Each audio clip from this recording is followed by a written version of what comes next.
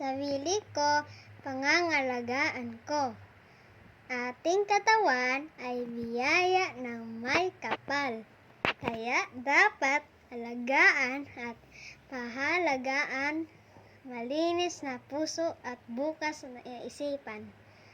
Ang ating sarili, ating kabuuan. Ang sarili natin dapat pag-ingatan, dagdagan ng kaalaman ng ating isipan. Pagbasa ng aklat, hindi kakalimutan. Mga maling gawain ay aming iwasan.